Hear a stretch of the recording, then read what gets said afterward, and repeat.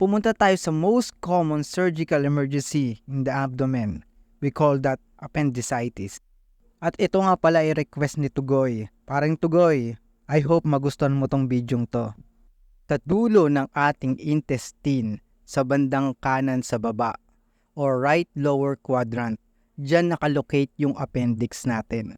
Ang function nito ay hindi alam, unknown. Kahit saang libro, kahit saang Google mo i-search, hindi natin alam ang function ng appendix.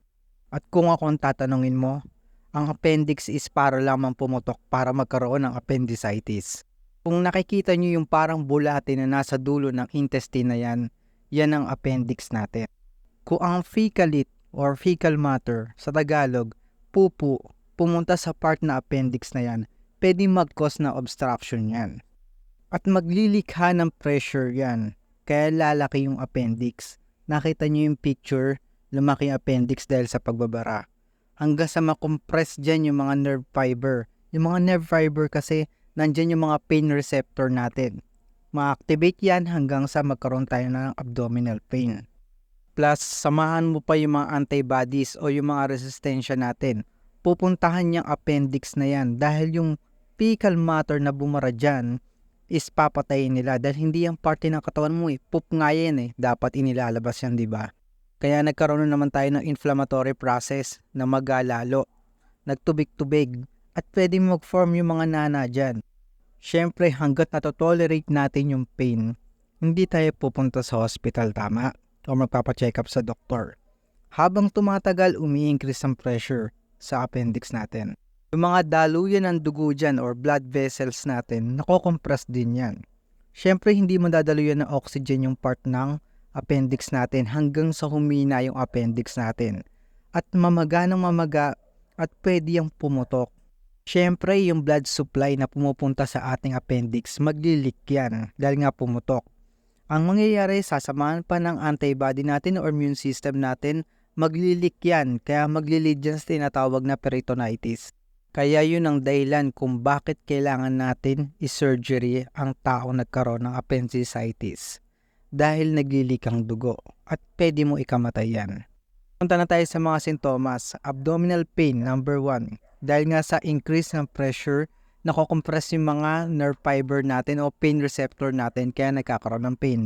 Number 2, fever, may lagnat ka na. Dahil mataas yung WBC count mo or yung white blood cell count mo. Yung mga resistensya yun na nagpunta dun sa appendix natin.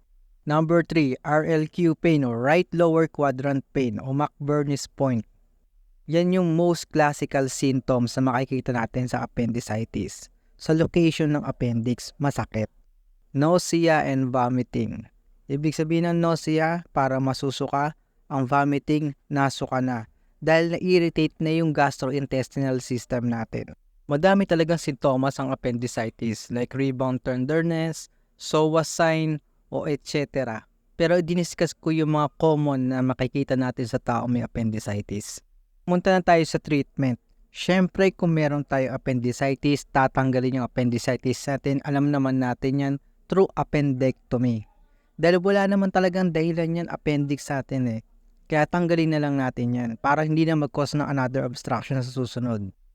Number 2, kung mayaman ka, non-invasive procedure ang tinatawag na laparotomy.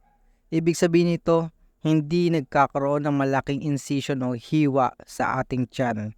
Sisilipin lang niya yun, tatanggalin niya kung ano yung problema, tapos ang problema. Number 3, suero, IV fluids. Dahil nga naglilik yung blood natin doon sa may appendix.